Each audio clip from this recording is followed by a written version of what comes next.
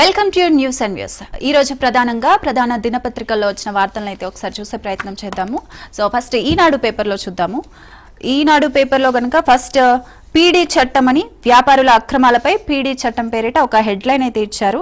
So నకిలీ ఎరువులు విత్తనాలపై అప్రమత్తంగా ఉండండి అంటూ వ్యవసాయ శాఖ సమీక్షలో సీఎం రేవంత్ రెడ్డి ఇలా వ్యాఖ్యానించినట్టయితే ఒక హెడ్డింగ్ అయితే ఇచ్చారు. సో రాష్ట్రంలో వానాకాలం సీజన్లో నకిలీ విత్తనాలు ఎరువుల విక్రయించే వ్యాపారులపై పీడీ చట్టం కింద కేసులు నమోదు చేయాలని ముఖ్యమంత్రి రేవంత్ రెడ్డి ఆదేశించారు. సో విత్తనాల ఎరువులు అక్రమ దందాపై అన్ని జిల్లాల్లో కలెక్టర్లు పోలీసు అధికారులు అప్రమత్తంగా ఉండాలని సీఎం రేవంత్ రెడ్డి అయితే సూచించారు. సో వ్యవసాయ శాఖ పోలీసు విభాగం సంయుక్తంగా టాస్క్ ఫోర్స్ దాడులు నిర్వహించాలని అయితే అధికారులకు సీఎం రేవంత్ రెడ్డి హెచ్చరించినట్లయితే తెలుస్తోంది. సో పీడీ చట్టం ఖచ్చితంగా అక్రమార్కులపై ఇలా నకిలీ విత్తనాలు ఎరువులు చేసే వారిపై అక్రమంగా చేస్తారు కదా, సో వారిపైన చట్టం కఠినంగా శిక్షలు అయితే అమలు చేయాలని సీఎం రేవంత్ రెడ్డి చెప్పినట్టుగా తెలుస్తోంది. సో హైదరాబాద్లో డేటా సిటీ, సో త్వరలో ఏర్పాటు చేయబోతున్నాం. ఫ్యూచర్ సిటీలో పూర్తిగా భూగర్భ లైన్లు వేయాలి. జిహెచ్ఎంసీ పరిధిలో ప్రయోగాత్మకంగా స్మార్ట్ పోల్స్ ఏర్పాటు చేయాలని చెప్పేసి సో 2034-35 నాటికి 31,808 మెగావాట్లకు రాష్ట్ర విద్యుత్ డిమాండ్. సో విద్యాశాఖలో సమీక్షలో సీఎం రేవంత్ రెడ్డి ఈ విధంగా వ్యాఖ్యానించినట్టుగా కూడా తెలుస్తోంది. సో నెక్స్ట్ ఇందిరమ్మ ఇళ్లకు ఏఐ కళ్ళు. సో ఇందిరమ్మ ఇళ్ల లబ్ధిదారుల ఎంపిక బిల్లుల మంజూరులో కృత్రిమ మీద సో ఆర్టిఫిషియల్ ఇంటెలిజెన్స్ని యూజ్ చేసుకుంటున్నట్టుగా అయితే తెలుస్తోంది. ఇందిరమ్మ యాప్లో తప్పుడు సమాచారం నమోదు చేస్తే ఇట్టే కట్టిపడేస్తాం.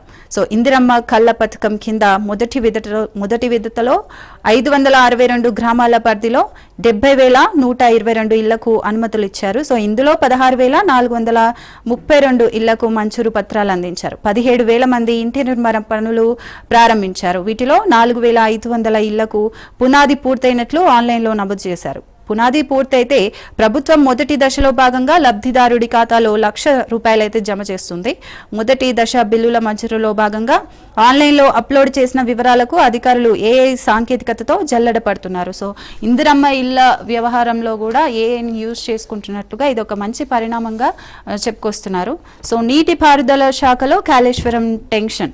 20 ఏళ్ల తర్వాత ప్రభుత్వానికి జస్టిస్ ఘోష్ కమిషన్ నివేదిక. నీటిపారుదల శాఖలో కాళేశ్వరం టెన్షన్ మొదలైంది. ఎత్తిపోతల్లో మేడిగడ్డ, అన్నారం, సుందిళ్ల బ్యారేజ్లో అవకతవకలపై న్యాయ విచారణ చేపట్టిన జస్టిస్ ఘోష్ కమిషన్ ఈ నెల 20వ తేదీ అనంతరం ప్రభుత్వానికి నివేదిక అందించనున్నట్లు తెలిసింది.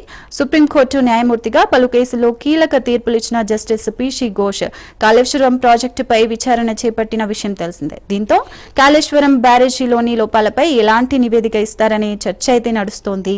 ఈ నెలలో జాతీయ ఆనకట్టల భద్రతా పర్యవేక్షణ తుది నివేదిక ఇవ్వగా అందులో కీలక లోపాలు, వాటి కారణాలు, సంబంధిత విభాగాల పాత్రను స్పష్టంగా పేర్కొంది.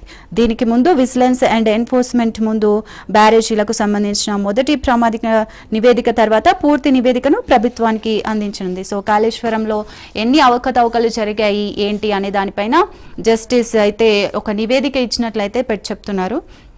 సో ప్రయాణికులకు ఇటు రైలు బయలుదేరింది. చర్లపల్లిలో దక్షిణ మధ్య రైల్వే ప్రణాళిక లోపంతో అవస్థలు. సో ఇది ఒక హెడ్లైన్గా అయితే ఇచ్చారు.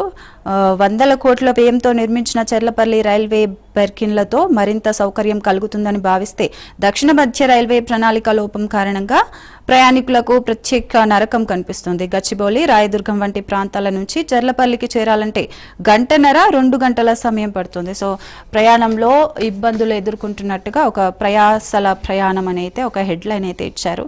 సో తడిసిన ధాన్యాన్ని కొనుగోలు చేయాలి, కలెక్టర్లు క్షేత్రస్థాయిలో పర్యటించాలి. వీడియో కాన్ఫరెన్స్ లో మంత్రి Uttam Kumar Reddy so video conference నిర్వహించి కలెక్టర్లకు ఆదేశం ఇచ్చినట్లయితే తెలుస్తోంది. ఒక హెడ్లైన్ ఇచ్చారు, తడిసిన ధాన్యాన్ని కూడా కొనుగోలు చేయాలి అని చెప్పేసి. జిల్లా కలెక్టర్లు ఎప్పటికప్పుడు క్షేత్రస్థాయిలో పర్యవేక్షిస్తూ ధాన్యం కొనుగోలు ప్రక్రియను పర్యవేక్షించాలని పౌర సరఫరాల శాఖ ఎస్ ఉత్తమ్ కుమార్ రెడ్డి ఆదేశించారు. రాష్ట్రంలో అక్కడక్కడ కురుస్తున్న వర్షాలకు తడిసిన ధాన్యాన్ని అయితే కొనుగోలు చేయాలని చెప్పి అధికారులకు ఆదేశించినట్టుగా అయితే తెలుస్తుంది. సో ఒకటి పచ్చిక మధ్య కాంతులు ప్రకృతికి కొత్త కాంతులు. సో హైదరాబాద్ శివారు శంకర్పల్లి ఎక్స్పోరియం ఎకో టూరిజం పార్కును మిస్ వరల్డ్ పోటీదారులు శుక్రవారం సందర్శించారు. 24 దేశాల అందగత్తెలు 2 గంటలకు పైగా ఎకో టూరిజం పార్కులో సందడి చేశారు. అంతకుముందు పాలమూరు జిల్లాలోని పిల్లల మర్రిని సందర్శించారు. మరో బృందం హైదరాబాద్ గచ్చిబౌలిలోని ఏజీ ఆసుపత్రిని సందర్శించారు. సో మిస్ వరల్డ్ పోటీల సందర్భంగా హైదరాబాద్ ని అలాగే తెలంగాణనైతే అందాల భామలు చుట్టేస్తున్నట్లుగా తెలుస్తోంది. దానికి సంబంధించిన ఒక హెడ్లైన్ కూడా ఇచ్చారు.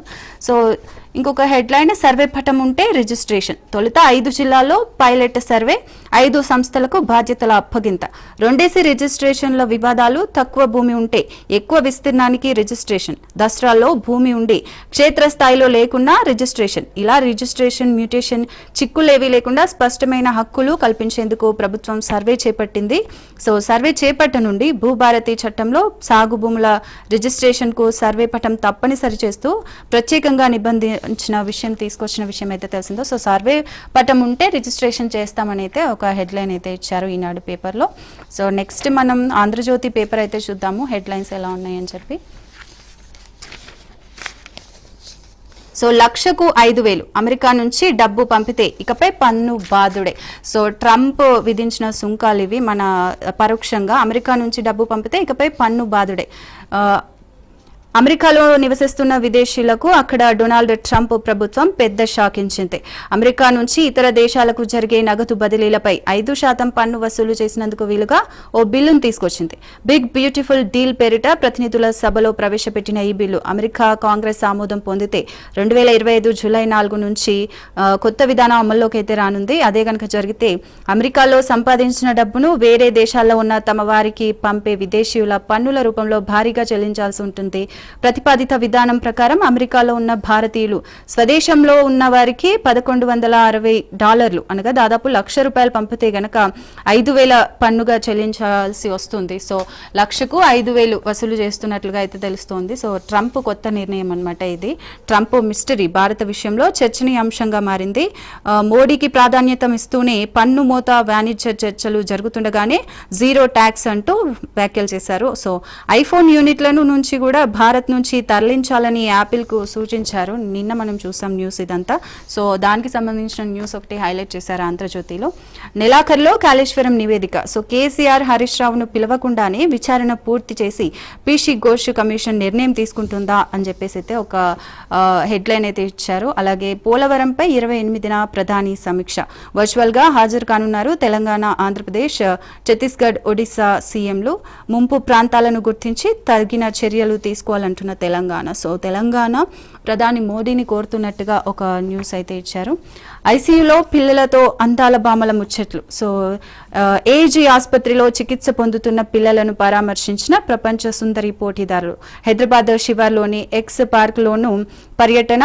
మహబూబ్ నగర్లోని పిల్లల మర్లి వద్దకు. సో అందాల భామలు మన తెలంగాణ టూర్ అయితే చేస్తున్నారు కదా. సో దానికి సంబంధించి ఐసీయూలో పిల్లలతో అందాల భామల ముచ్చట్లు అని ఒక హెడ్లైన్ అయితే ఇచ్చారు.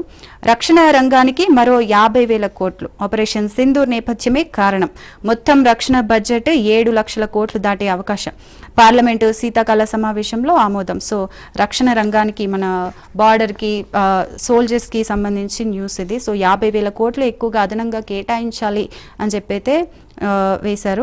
ఆపరేషన్ సింధూర్ నేపథ్యంలో దేశ రక్షణ రంగానికి అదనంగా 50,000 కోట్ల నిధులు కేటాయించాలని కేంద్రం యోచిస్తోంది. సప్లిమెంటరీ బడ్జెట్ ద్వారా అందించనున్న ఈ మొత్తంలో రక్షణ రంగానికి కేటాయింపులు 7 లక్షల కోట్లు దాటనుందని అయితే తెలుస్తోంది. సో పూర్తి వివరాలు ఇంకా మనకి పేపర్లో చూస్తే కనుక తెలుస్తాయి. విజయ్ షా చర్యలు తీసుకోండి. మోడీ కల్నల్ సోఫియా బంధువులకు వినతి అయితే చేసినట్టుగా చెప్పారు. సో డేటా సిటీ హైదరాబాద్లో డేటా సిటీ భవిష్యత్తులో డేటా సెంటర్ల హబ్గా హైదరాబాద్. పెరిగే విద్యుత్ డిమాండ్కు అనుగుణంగా ప్రణాళికలు ఉండాలి. పునరుత్పాదక విద్యుత్ ఉత్పత్తిపై ప్రత్యేక దృష్టి సారించాలి. ఫ్లోటింగ్ ప్లాంట్లు, ఔటర్ రింగ్ రోడ్డు, ఫుట్పాత్లు, నాలాలపై సౌర విద్యుత్ ఉత్పత్తికి అవకాశాలు పరిశీలించండి. ఫ్యూచర్ సిటీలో స్తంభాలు, లైన్లు, టవర్లు బయటకి కనిపించొద్దు. సో మొత్తంగా చూస్తే సూపర్ సిటీగా తీర్చిదిద్దాలి అని చెప్పేసి అయితే కాంగ్రెస్ ప్రభుత్వం యోచిస్తున్నట్లుగా తెలుస్తుంది. దానికి సంబంధించి హైదరాబాద్లో డేటా సిటీ అనే ఒక హెడ్లైన్ అయితే ఇచ్చారు. ఆంధ్రజ్యోతికి సంబంధించి ఇవి డీటెయిల్స్. నెక్స్ట్ మనం సాక్షి పేపర్లోకి వెళ్దాము.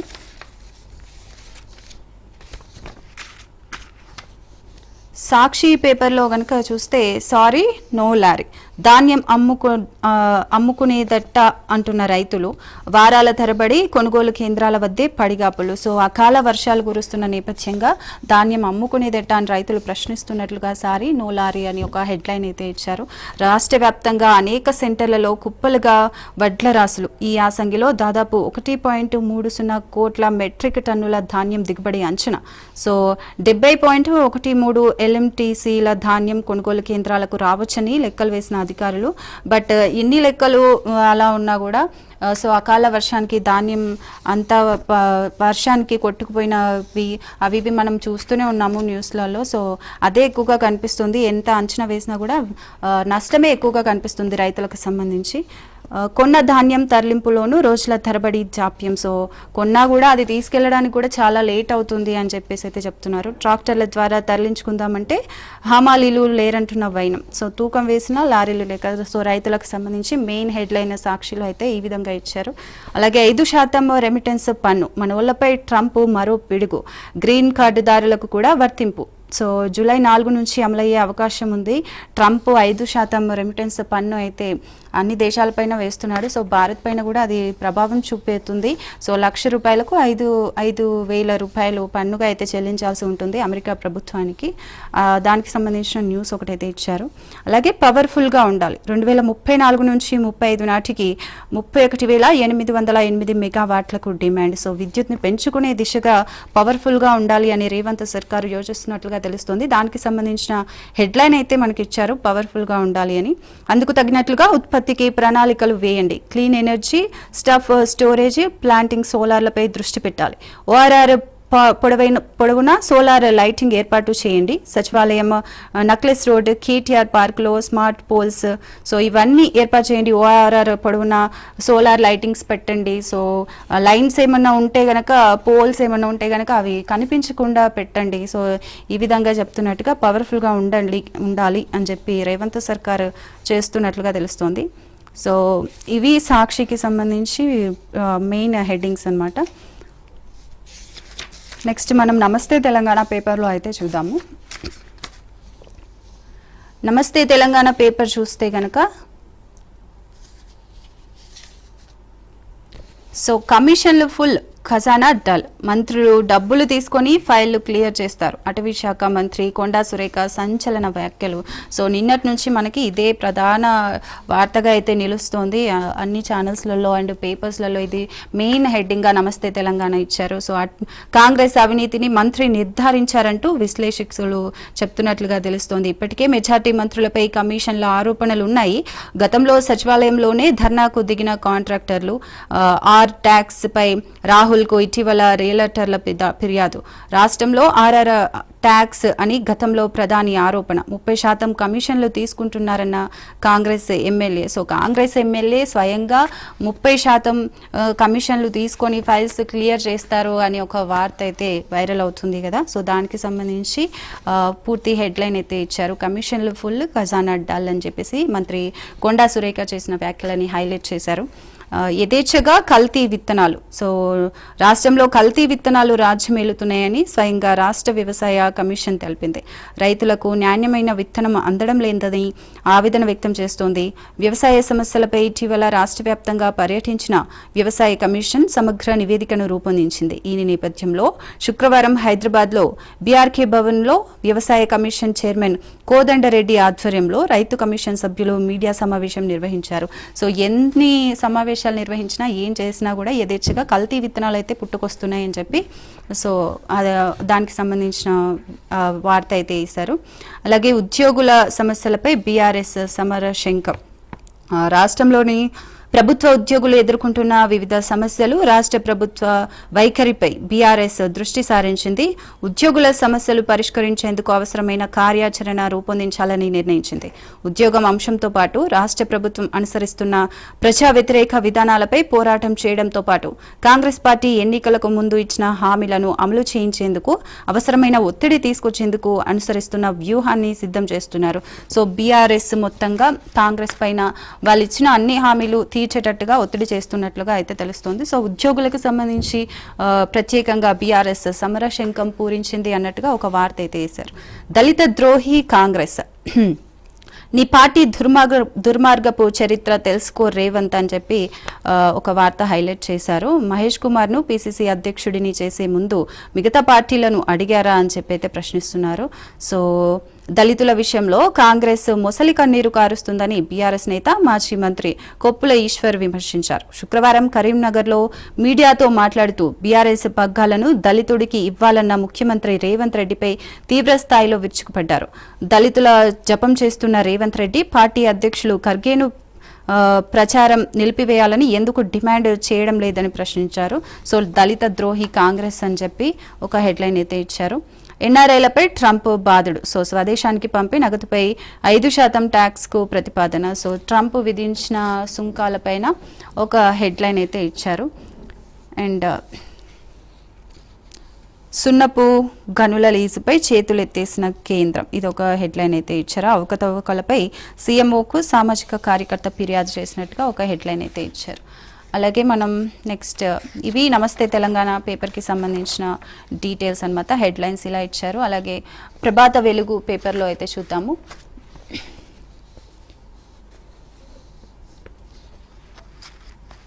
సో ఫస్ట్ స్టార్టింగ్ నుంచి చూస్తే కనుక మనకి మెయిన్ హెడ్లైన్ ఏంటంటే తుర్కీ అజర్బైజాన్కు దెబ్బ మీద దెబ్బ. సో పాక్కు మద్దతు ఇచ్చిన 2 దేశాలకు భారత ట్రేడర్లు అయితే షాక్ ఇచ్చినట్టుగా తెలుస్తోంది. ఆ దేశాలతో అన్ని రకాల వ్యాపారాలు బంద్ చేయాలని చెప్పి షాక్ ఇచ్చినట్టుగా తెలుస్తోంది. ఆల్ ఇండియా ట్రేడర్స్ సమావేశం తీర్మానం చేశారు. సో తుర్కీ అజర్బైజాన్కు దెబ్బ మీద దెబ్బ అని ఒక హెడ్లైన్ అయితే ఇచ్చారు. సో పిల్లల మర్రికి ఫిదా. సుందరిమణులు మహబూబ్ నగర్లోని పిల్లల మర్రికి సందర్శించిన విషయం తెలిసిందే కదా. దానికి సంబంధించి ఒక హెడ్లైన్ ఇచ్చారు. ఊడల మర్రిని సందర్శించిన మిస్ వరల్డ్ కంటెస్టెంట్లు, మహావృక్షం చరిత్రను వివరించిన ఆఫీసర్లు, హైదరాబాద్లోని AIG hospital, Experium park visit. So అందరూ కూడా టీములుగా విభజించబడి హైదరాబాద్లో అలాగే తెలంగాణలో పర్యటిస్తున్నారు మిస్ వరల్డ్ సుందరీమణులు. సో దానికి సంబంధించిన వార్త అయితే వేశారు. అండ్ సరస్వతి పుష్కరాలకు పోటెత్తిన భక్తులు. సో మొన్న మనకి సరస్వతి పుష్కరాలు అయితే స్టార్ట్ అయ్యాయి. సో దానికి సంబంధించిన వార్త కూడా వేశారు. 1,00,000 మంది పుష్కర స్నానాలు చేసినట్టుగా హాజరైన deputy CM Bhatti Vikramarka. So దానికి సంబంధించిన హెడ్లైన్ అయితే ఇచ్చారు. ఔటర్ వెంట సోలార్ గ్రిడ్. సో పవర్ఫుల్గా ఉండండి అనే వార్త చూసాం కదా. సో దానికి సంబంధించిన వార్తనే ఇది. సో సీఎం రేవంత్ రెడ్డి ప్రణాళికలు సిద్ధం చేయాలని అధికారులకు ఆదేశం అయితే ఇచ్చారు. వచ్చే 10 ఏళ్ల డిమాండ్కు తగ్గట్టుగా కరెంటు ఉత్పత్తికి కార్యాచరణ రూపొందిస్తున్నట్లుగా తెలుస్తోంది. గ్రేటర్లో ఫుట్పాత్లు, నాలాలపై సోలార్ ప్యానెల్స్ వేయాలి అని చెప్పి ఆదేశించినట్టయితే తెలుస్తోంది. ఫ్యూచర్ సిటీలో అండర్ గ్రౌండ్ విద్యుత్ లైన్లు. సో ఇప్పుడు కొత్తగా అండర్ గ్రౌండ్ విద్యుత్ లైన్లు అయితే వేయాలి అని చెప్పి సీఎం ఆదేశించినట్లు తెలుస్తోంది. విద్యుత్ కమిషన్లలో అధికారులతో సీఎం రేవంత్ సమీక్ష చేసి అధికారులకైతే ఆదేశాలు ఇచ్చినట్లుగా తెలుస్తోంది. సో డీటెయిల్గా చూస్తే కనుక ఔటర్ రింగ్ రోడ్డు వెంట 160 కిలోమీటర్ల మేర సోలార్ పవర్ ఉత్పత్తికి ప్రణాళికలు రెడీ చేయాలని అధికారులను సీఎం రేవంత్ రెడ్డి ఆదేశించారు. జీహెచ్ఎంసీ పరిధిలోని ఫుట్పాత్లు, నాలాల వెంట సైతం పౌర విద్యుత్ ఉత్పత్తికి ఉన్న అవకాశాలను పరిశీలించాలని సూచించారు.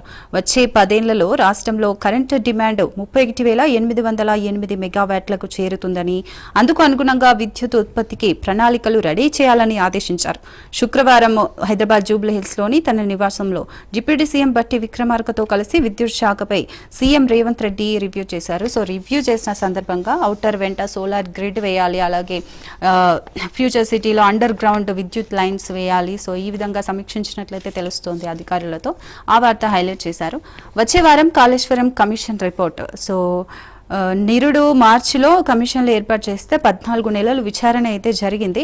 అన్ని శాఖలలో 400 పేజీలకు పైగా రిపోర్ట్లు అయితే రెడీ చేశారు. సో కేసీఆర్, హరీష్ రావు బహిరంగ విచారణకు లేనట్లే అని అయితే తెలుస్తుంది. ఆ వార్త హైలైట్ చేశారు. విజిలెన్స్, ఎన్డీఎస్సీ రిపోర్టులు కేవలం రిఫరెన్స్లే సో రిఫరెన్స్గా తీసుకుని విజిలెన్స్ రిపోర్టులు కూడా జస్ట్ రిఫరెన్స్గా తీసుకున్నారు అని చెప్పేసి అయితే ఒక వార్త హైలైట్ చేశారు. సో తుది దశకు ఫార్ములా ఈ రేస్ కేసు. సో ఈ రేస్ కేసు అయితే పెట్టారు కదా, సో దానికి సంబంధించి దర్యాప్తులో సేకరించిన ఆధారాలతో రిపోర్ట్ రెడీ అయింది అని చెప్పి ఒక వార్త పెట్టారు. అండ్ కీలకంగా మారిన ఈ రేస్ అగ్రిమెంట్లు, సో ఏ విధంగా అగ్రిమెంట్ చేసుకున్నారు ఏంటి అది కీలకంగా మారినట్టుగా అయితే తెలుస్తోంది.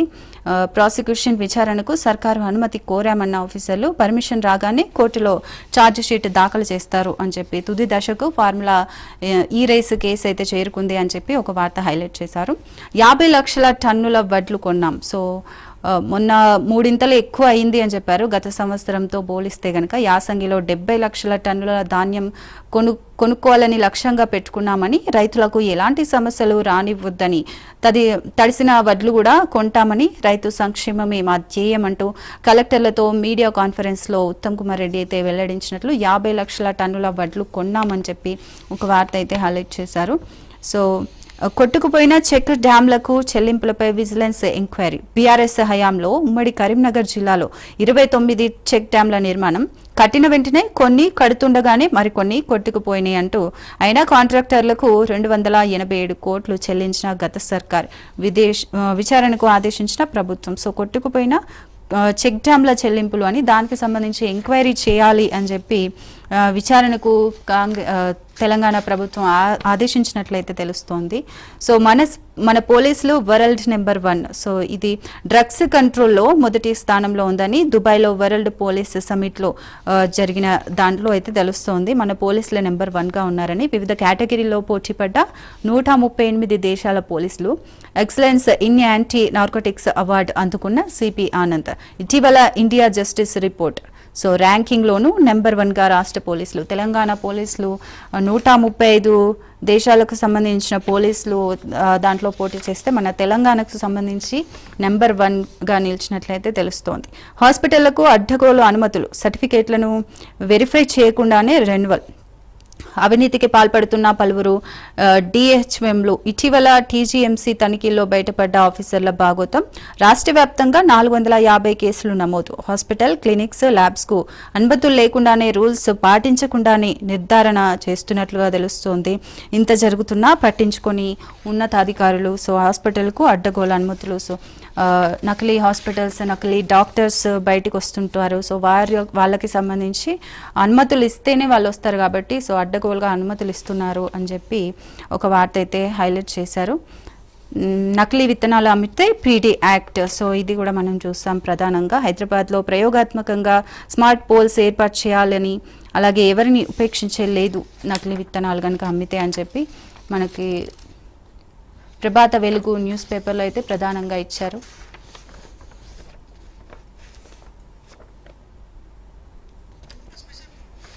ఓకే, నెక్స్ట్ ఇవి ప్రభాత వెలుగు పేపర్కి సంబంధించి మెయిన్ డీటెయిల్స్ అనమాట. సో ఇందులో మనకి మెయిన్గా ఉన్న వార్తలను అయితే మనం హైలైట్ చేసే ప్రయత్నం అయితే చేద్దాము. సో 1,00,000కు 5,000 అని చెప్పి ట్రంప్ చెప్పిన విషయం తెలుసు కదా మనకి. అమెరికా నుంచి డబ్బు పంపితే పన్ను బాధుడే అని చెప్పి. సో దానికి సంబంధించి ఒక వార్త హైలైట్గా నిలుస్తుంది కాబట్టి మనం దాన్ని ఒకసారి డీటెయిల్గా చూద్దాము, ట్రంప్ అసలు ఏంటి అని చెప్పేసి. సో అమెరికాలో నివసిస్తున్న విదేశీయులకు అక్కడి డొనాల్డ్ ట్రంప్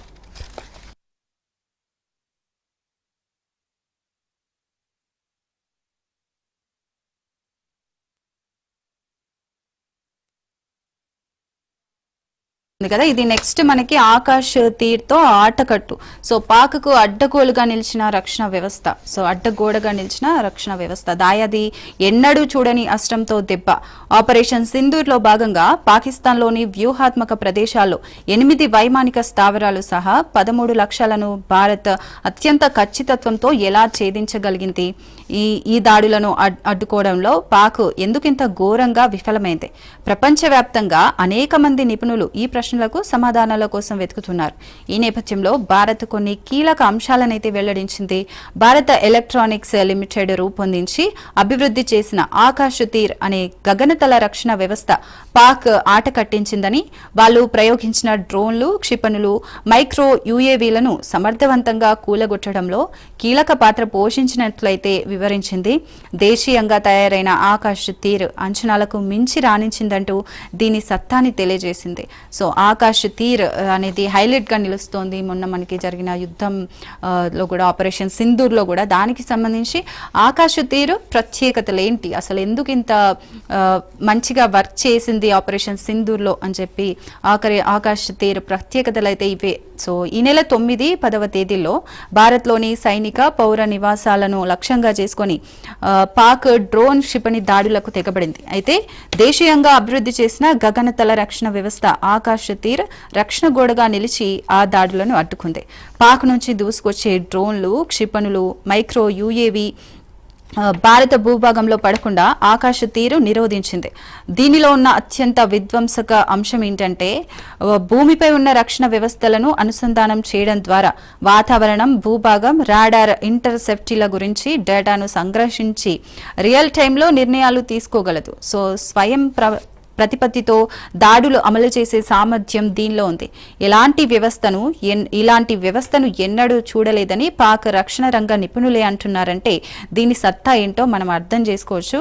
ఆత్మ నిర్భర్ భారత్లో భాగంగా రూపొందించిన ఆకాశ్ తీర్ భారత పరాక్రమాన్ని ప్రదర్శించే స్వదేశీ ఉత్పత్తి.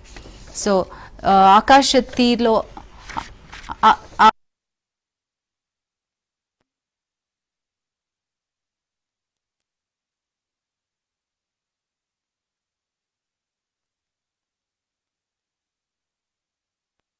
మనం ఆకాశ్ తీర్ కి సంబంధించి ఆ వార్త అయితే హైలైట్ చేశాం.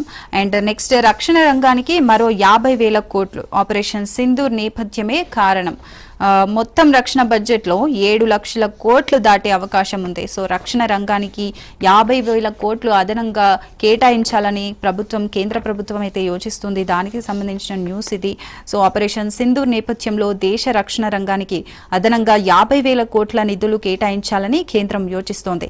సప్లిమెంటరీ బడ్జెట్ ద్వారా అందించనున్న ఈ మొత్తంలో రక్షణ రంగానికి కేటాయింపులు అయితే జరిగాయి. 7 లక్షల కోట్లు దాటుతుంది మొత్తం ఇయర్ కి సంబంధించి అని చెప్పి అయితే తెలుస్తోంది. విజయ్ షాపై చర్యలు తీసుకోండి. మోడీకి కల్నల్ సోఫియా బంధువుల వినతి. తుర్కీ ఉత్పత్తులు వద్దు. యాపిల్ల దిగుమతిని నిలిపివేసిన ఢిల్లీ.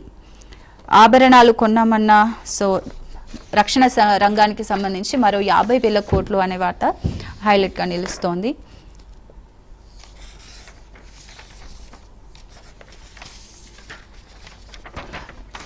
సో